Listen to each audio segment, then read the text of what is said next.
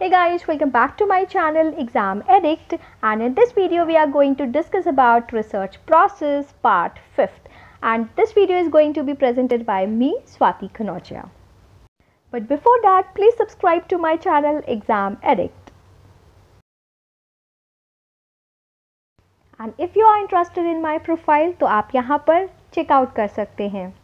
Hey guys, welcome back to my channel Exam Addict, and today we are going to discuss about a research process. So इसके पहले वाले जितने भी videos हैं मैंने आपको already research and types of research बता दिया है. सो आज हम स्टडी करने वाले हैं रिसर्च प्रोसेस के ऊपर. रिसर्च प्रोसेस क्या होता है? सबसे पहले हम ये जानते हैं कि रिसर्च क्या होता है, जो कि अगर आपको नहीं पता है तो आप पहले की वीडियोज़ में जाकर देख सकते हैं कि व्हाट इज़ रिसर्च. तो मैं यहाँ पर भी आपको थोड़ा सा बता देती हूँ that research is a scientific and systematic investigation जो कि इन्वॉल्व करता है a fixed set of instructions और द फिक्स्ड स्टेप्स. ठीक है, एक सीक्वेंस होता है. तो आज हम जो पढ़ने वाले हैं वो यही है कि रिसर्च प्रोसेस क्या है. ठीक है, तो रिसर्च प्रोसेस जो है, कोई भी रिसर्चर जब रिसर्च स्टार्ट करता है तो उसको एक स्टेप्स होते हैं, कुछ सीरीज ऑफ एक्शंस होते हैं वो फॉलो करने होते हैं. ठीक है, a research process consist of series of actions okay or steps necessary to carry out research and the desired sequencing of these steps. तो यहाँ पर आप देख रहे हैं कि कोई भी रिसर्च प्रोसेस जो होता है उसमें सीरीज ऑफ एक्शंस होते हैं, या फिर आप कह लें कि स्टेप्स होते हैं. कुछ स्टेप्स होते हैं जो कि सीक्वेंस में होते हैं. एंड यहाँ पर सीक्वेंस का मतलब ये है कि सिस्टमैटिक पूरा प्रोसेस होता है. यहाँ पर कोई भी रिसर्चर अगर होगा तो वो एक भी स्टेप्स को स्किप नहीं करता है. अगर आपने कोई भी एक स्टेप स्किप कर दिया तो आपका जो रिसर्च होगा वो अनसक्सेसफुल हो जाएगा, वो रिसर्च होगा ही नहीं आपका. बिकॉज बहुत इम्पॉर्टेंट है, सारे ही स्टेप्स बहुत इम्पॉर्टेंट हैं एंड कंपलसरी होता है कि आपको हर एक स्टेप्स को फॉलो करना है. राइट. देन नेक्स्ट है टू प्रोड्यूस न्यू नॉलेज और to offer a new manner of understanding present knowledge. तो यहाँ पर जो भी हम रिसर्च करते हैं या तो वो जो प्रेजेंट नॉलेज है उसको अच्छे से समझने के लिए करते हैं, एक न्यू पर्सपेक्टिव निकल कर आता है कोई भी रिसर्च जब हम करते हैं, एंड ऑल्सो नॉलेज प्रोड्यूस होती है, एक नई नॉलेज, एक नया फैक्ट बाहर निकल कर आता है. या फिर जो हमारा टॉपिक है जिस पे हम रिसर्च कर रहे हैं उसके ऊपर अगर थ्योरी है, पहले से ही थ्योरी है उसके ऊपर, या प्रेजेंट नॉलेज है, उसको एक नया मैनर में हमें समझने के लिए हेल्प आउट करता है. राइट. सो आगे बढ़ते हैं हम. Steps of research process. क्या क्या स्टेप्स होते हैं? यहाँ पर आपको कंफ्यूज नहीं होना है, बिकॉज बहुत सारी ऐसी बुक्स हैं जहाँ पर 7 to 8 स्टेप्स हैं, 8 to 9 स्टेप्स हैं, कहीं पर 10 स्टेप्स भी हैं. बट ये बेसिक स्टेप्स हैं एंड आपको यही लर्न करना है. आप अगर इसको समझ लेंगे तो उसमें चाहे आपके 8 स्टेप हो जाए, 9 स्टेप्स हो जाए, 10 स्टेप्स हो जाए, आप अपना क्वेश्चन राइट करके आ सकते हैं. Now steps of research process. First है डिफाइन रिसर्च प्रॉब्लम, सेकेंड है रिव्यू ऑफ लिटरेचर, थर्ड है फॉर्मुलेट हाइपोथेसिस, फोर्थ है preparing the research design, fifth है data collection, sixth one is the data analysis and seventh one is interpretation and report writing. So यहाँ पर जो भी मैंने steps आपको ये बताए हैं, या तो ये 7 स्टेप्स हो सकते हैं, या तो 9 हो सकते हैं, या तो 10 हो सकते हैं. ऐसे 7 to 10 के बीच में, मतलब बहुत सारी बुक्स में ऐसे डिफ़र करता है. अलग अलग बुक्स में अलग अलग स्टेप्स दिए होते हैं, बट ये बेसिक स्टेप्स हैं एंड आपको ये लर्न करना है. तो ये इसके ऊपर हर साल क्वेश्चन आता है. So you have to learn these steps. Sequence में याद करिएगा, बिकॉज समझ लेंगे एंड सीक्वेंस में अगर आपको याद हो जाएगा तो आपको ये क्वेश्चन आपका राइट ही होगा, रॉन्ग नहीं हो सकता है. ओके, मैं फिर से पढ़ती हूँ.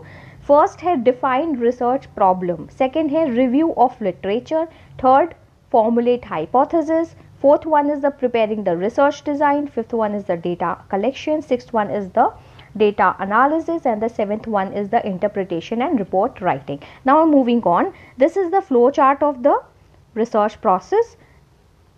Okay, यहाँ पर ये फ्लो चार्ट है दैट रिसर्च, सबसे पहले हम रिसर्च प्रॉब्लम को डिफाइन करते हैं, उसके बाद में लिटरेचर रिव्यू करते हैं, हाइपोथेसिस फॉर्मुलेट करते हैं, रिसर्च डिज़ाइन बनाते हैं, डेटा कलेक्ट करते हैं, एंड देन उस डेटा को हम एनालाइज करते हैं, and then last process is the last step is the interpret and report. ठीक है, सो मूविंग ऑन, हम इसको बहुत अच्छे से एक एक करके समझते हैं. Now the first step is define the problem. Okay, so पहला जो स्टेप है कि जहाँ पर हम प्रॉब्लम को डिफाइन करते हैं, right. The importance of this first step in research process is often underestimated by many scholars. If the researcher has genuine interest in that topic or problem, then only it should be continued. It involved 2 steps.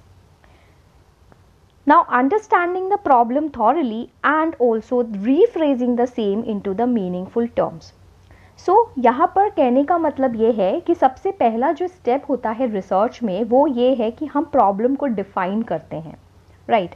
So problem कोई भी researcher होता है जब research करता है तो वो जो रिसर्च करता है उसके पास में ऑलरेडी वो प्रॉब्लम सोच के रखता है, उसके ऊपर ही रिसर्च होती है. अगर किसी भी रिसर्च स्कॉलर के पास में प्रॉब्लम ही नहीं है तो वो रिसर्च नहीं कर सकता है. सो प्रॉब्लम इज़ मस्ट, आपके पास में आपको प्रॉब्लम समझ में आनी चाहिए, उस प्रॉब्लम को आपने थॉरली अंडरस्टैंड किया हो, समझा हो. लाइक फॉर एग्जांपल रिसर्चर है एंड वो सेलेक्ट करता है अपना टॉपिक, यानी कि सब्जेक्ट, किस सब्जेक्ट पे उसे रिसर्च करना है, एंड वो पूरे सब्जेक्ट पे तो नहीं कर सकता because subject includes various topics, उसके ऊपर काफ़ी सारे टॉपिक्स होते हैं, सब एरियाज़ होते हैं. So you have to select the sub area also. आपको सब एरिया सेलेक्ट करना है, कोई एक पर्टिकुलर टॉपिक सेलेक्ट करना है, उसमें प्रॉब्लम ढूंढना है कि आपको उसमें से प्रॉब्लम किस टॉपिक में दिखाई दे रही है एंड जिसमें आपको जेन्युइन इंटरेस्ट हो.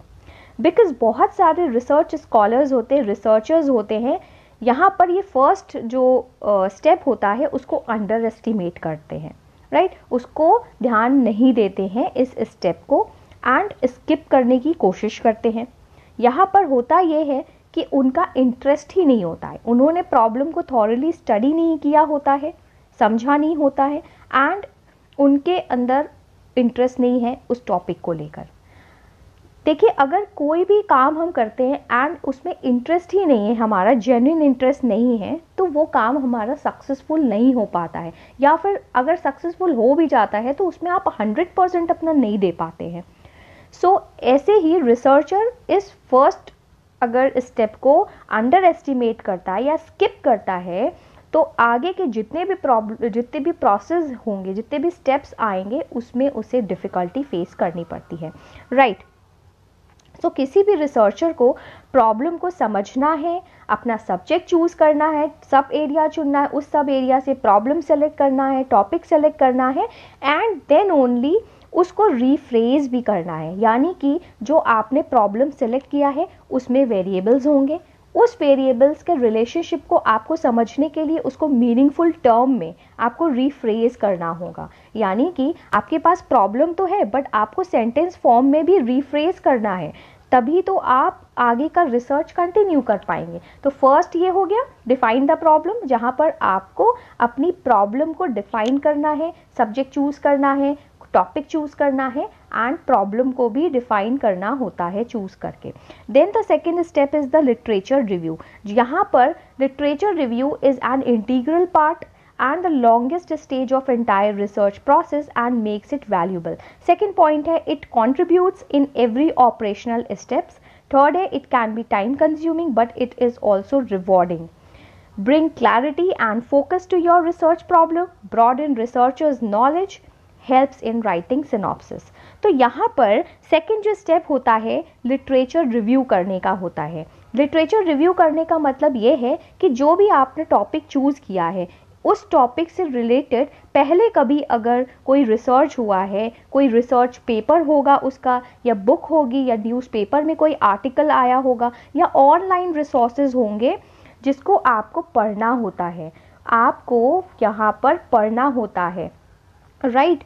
सो यहाँ पर लिटरेचर रिव्यू जो है बहुत इंटीग्रल पार्ट है, बहुत ज़्यादा इम्पॉर्टेंट पार्ट है एंड लॉन्गेस्ट स्टेज माना जाता है। ये बहुत समय लगता है, but it is time consuming तो है, but it is also rewarding है।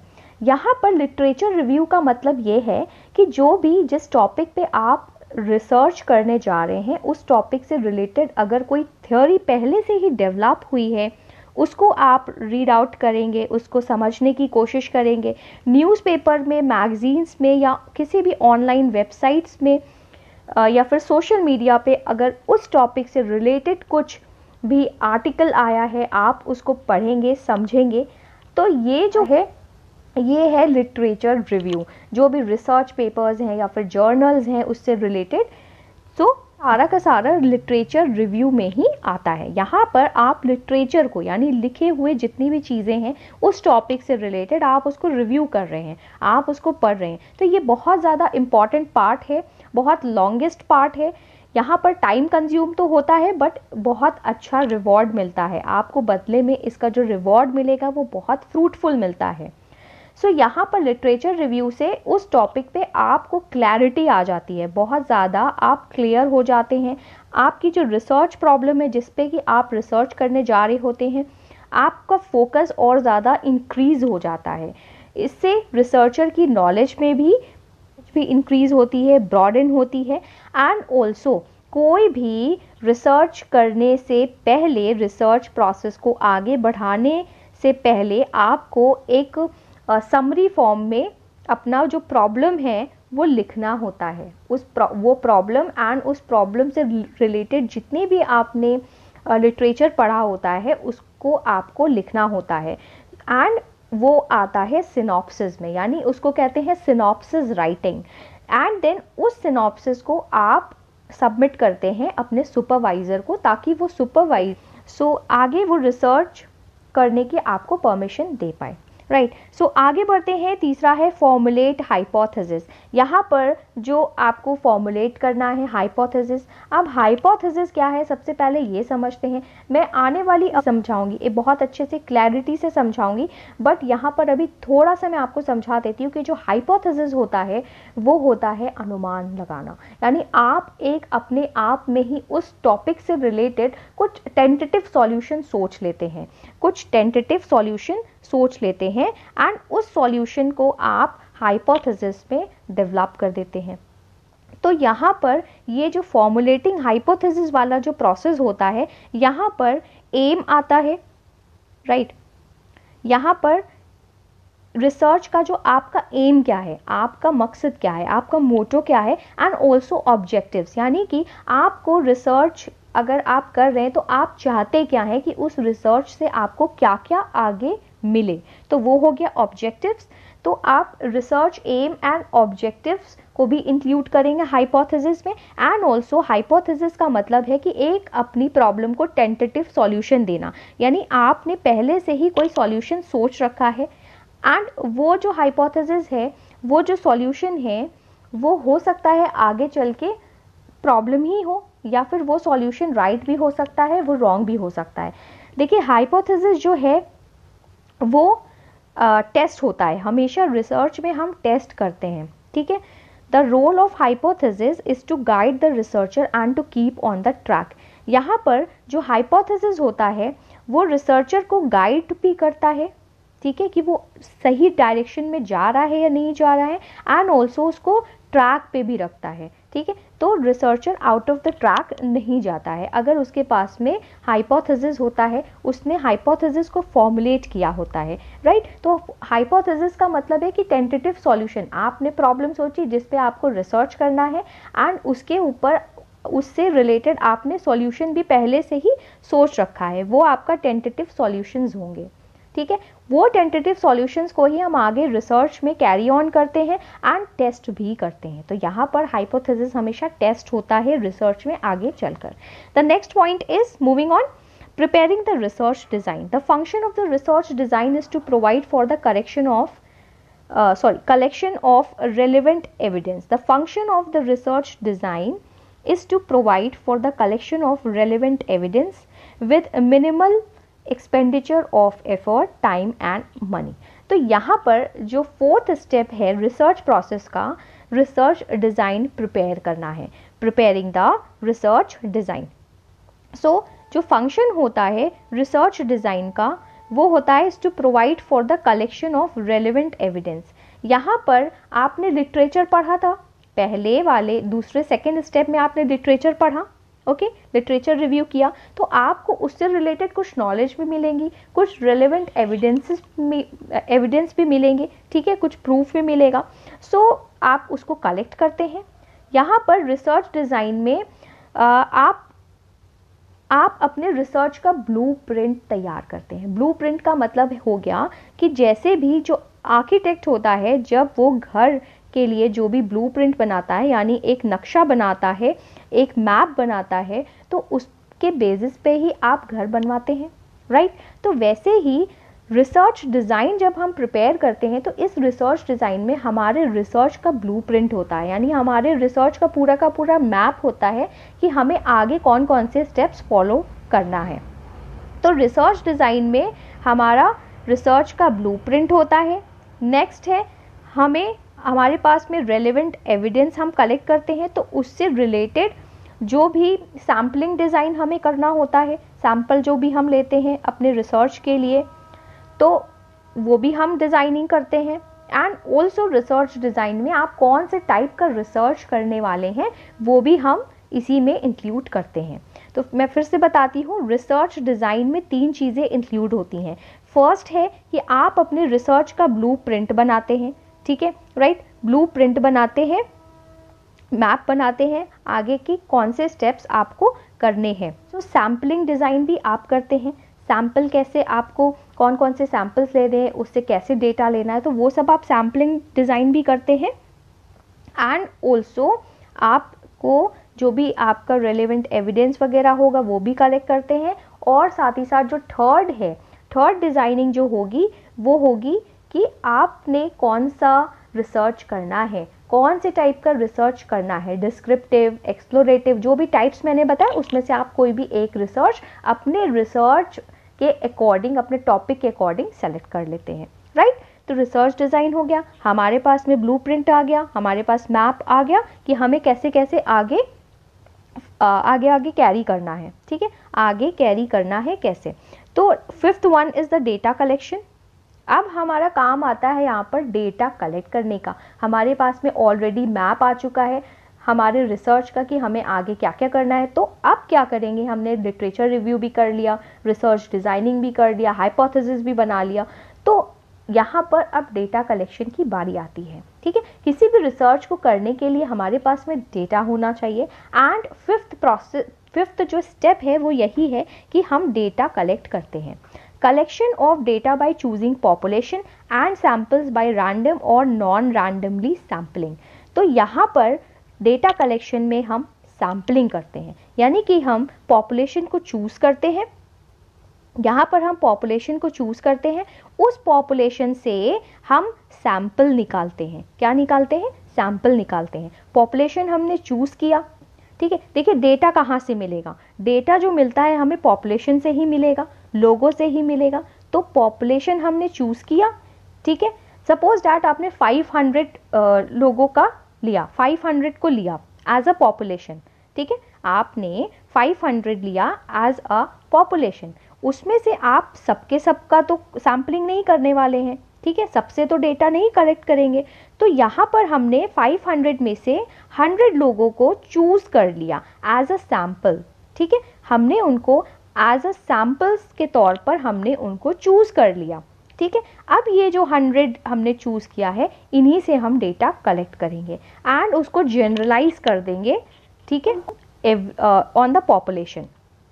सो यहाँ पर मैंने आपको क्या बताया कि आप डेटा कलेक्ट करेंगे पॉपुलेशन से. पॉपुलेशन आपने चूज़ की, पॉपुलेशन के बाद में आपको उसी पॉपुलेशन में से सैम्पल्स को चूज़ करना होता है. सैम्पल्स जब आप चूज़ करते हैं या तो आप रैंडमली चूज़ करते हैं या तो नॉन रैंडमली सैम्पलिंग करते हैं। अपकमिंग वीडियोस में मैं आपको बताऊंगी कि सैम्पलिंग के टाइप्स कौन कौन से होते हैं, सैम्पलिंग कैसे करते हैं, बट अभी के लिए मैं आपको बहुत थोड़ा सा बता देती हूँ कि आप या तो रैंडमली चूज़ करेंगे सैम्पल्स को अपने, या तो नॉन रैंडमली चूज़ करेंगे, राइट। तो ये फिर से आपको समझ में आ गया। डेटा कलेक्शन हम कैसे करते हैं, डेटा कलेक्ट हम पॉपुलेशन से करते हैं, पॉपुलेशन से ही हम सैम्पल चूज़ करते हैं, या तो रैंडमली चूज़ करेंगे या तो नॉन रैंडमली चूज़ करेंगे। Now moving on, the sixth one is the data analysis. अब आपने क्या करना है कि आपने डेटा कलेक्ट कर लिया, राइट, डेटा आपने कलेक्ट कर लिया। उस डेटा कलेक्ट करने के बाद आपको डेटा एनालिसिस करना होगा। फर्स्ट पॉइंट है, it plays an important role in achievement of the research aim and objectives. It can be quantitative और qualitative technique and with primary और secondary studies. Now the second point is it includes coding, editing, tabulation. So data analysis हम कैसे करते हैं, हमारे पास में data है, ठीक है, हमने सैंपल से डेटा कलेक्ट कर लिया, ओके, सैम्पलिंग करके। तो यहाँ पर डेटा एनालिसिस सबसे पहले हमें देता क्या है, इम्पॉर्टेंट रोल प्ले करता है। रिसर्च का जो हमारा एम एंड ऑब्जेक्टिव हमने चूज़ किया था, हमारा जो एम था, हमारा जो मोटो था, जो भी हमारे ऑब्जेक्टिव्स थे, उसके लिए बहुत इम्पॉर्टेंट रोल प्ले करता है उसको अचीव करने में, ठीक है, उसको अचीव करने में बहुत इम्पॉर्टेंट रोल प्ले करता है। या तो डेटा एनालिसिस क्वांटिटेटिव होगा, या तो डेटा एनालिसिस क्वांटिटेटिव होगा, यानी आप क्वांटिटेटिव टेक्निक से करोगे, या तो क्वालिटेटिव टेक्निक से करोगे, ठीक है। ऑलरेडी मैंने आपको बता दिया है कि क्वांटिटेटिव टेक्निक क्या होता है, क्वालिटेटिव टेक्निक क्या होता है। अगर आपको नहीं पता है तो मेरी प्रीवियस वीडियोस में जाकर आप देख सकते हैं कि क्वांटिटेटिव एंड क्वालिटेटिव रिसर्च क्या होता है, तो वहाँ पर मैंने इस टेक्निक का अच्छे से डिस्क्राइब कर रखा है। नाउ प्राइमरी और सेकेंडरी स्टडीज़ भी आप करेंगे। तो डेटा एनालिसिस में मेनली क्या क्या इंक्लूड होता है, coding, it includes coding, editing and tabulation. तो आपने डेटा एनालिसिस किया, आप कोडिंग करेंगे, एडिटिंग करेंगे एंड टैबुलेशन करेंगे। यानी आप अगर क्वांटिटेटिव यूज़ करेंगे, क्वांटिटेटिव टेक्निक, तो मैंने आपको बताया था कि जो क्वांटिटेटिव टेक्निक है उसमें हमेशा स्टैटिस्टिक्स का यूज़ होता है, मैथमेटिक्स का यूज़ होता है, कंप्यूटेशनल टेक्निक्स का यूज़ होता है। एंड क्वालिटेटिव टेक्निक अगर आप यूज़ कर रहे हैं तो उसमें क्या होता है कि आप एक्सप्लेन करते हैं बहुत अच्छे से, ऑब्जर्वेशन करते हैं, ठीक है। तो यहाँ पर कोडिंग करना है, एडिटिंग करना है एंड टैबुलेशन करना होता है, right. So moving on, the seventh one is the interpretation and report writing. The researcher has to prepare the report of what has been done by him or her. अब क्या आपने करना है कि आपने डेटा कलेक्ट कर लिया, आपने डेटा एनालिसिस करने के बाद में आपको उसको इंटरप्रेट करना है। इंटरप्रेट में क्या आता है, इंटरप्रेट में आएगा कि आपने जो हाइपोथेसिस फॉर्मुलेट किया था पहले, यानी कि आपने जो हाइपोथेसिस फॉर्मुलेट किया था पहले, वो राइट होगा या रॉन्ग होगा, ठीक है। आपने अपने प्रॉब्लम का एक टेंटेटिव सॉल्यूशन सोचा था, उस टेंटेटिव सॉल्यूशन को आपको प्रूफ करना होता है। मैंने आपको पहली वाली लाइन में बताया था कि हाइपोथेसिस हमेशा टेस्ट करते हैं हम रिसर्च में। सो हाइपोथेसिस या तो रॉन्ग होगा या तो राइट होगा। तो अब ये बात का पता कैसे चलेगा हमें, इस बात का पता हमें इस स्टेप में चलता है, इंटरप्रिटेशन वाले स्टेप में। यहाँ पर आप इंटरप्रेट करते हो कि आपका हाइपोथेसिस राइट है या रॉन्ग है, या फिर एक नया पर्सपेक्टिव निकल कर आया, एक आपने नए पर्सपेक्टिव से रिसर्च किया एंड कुछ नया ही कुछ निकल कर आ गया। इंटरप्रिटेशन में क्या होता है, या तो आप हाइपोथेसिस रॉन्ग होगा आपका, या तो राइट होगा, या फिर एक नया नॉलेज निकल कर आ जाएगा, ठीक है, एक नई बात निकल कर आ जाएगी जो पहले कभी रिसर्च में हुई नहीं है, पहले के कभी थ्योरीज में लिखी ही नहीं है, वो फैक्ट्स ही नहीं है जो आपने अब इस रिसर्च से पाया है। तो इंटरप्रिटेशन में ये चीज़ आ जाएगी। नाउ आपने इंटरप्रिटेशन कर लिया, ठीक है, आपको समझ में आ गया कि आपका हाइपोथेसिस राइट है, रॉन्ग है, या एक नया ही कंक्लूजन निकल कर आया है, ठीक है, एक नया ही रिजल्ट निकल कर आया है। अब आपको क्या करना है, आपको उसको जनरलाइज करना है। आप जनरलाइज कैसे करते हैं, देखिए जनरलाइजेशन क्या होता है, कभी भी कोई भी थ्योरी होती है, कभी भी आपने रिसर्च किया होता है, उस रिसर्च को आप जो भी कंक्लूजन्स निकल के आए हैं तो उसको आपको जनरलाइज भी तो करना है वर्ड के लिए, ठीक है।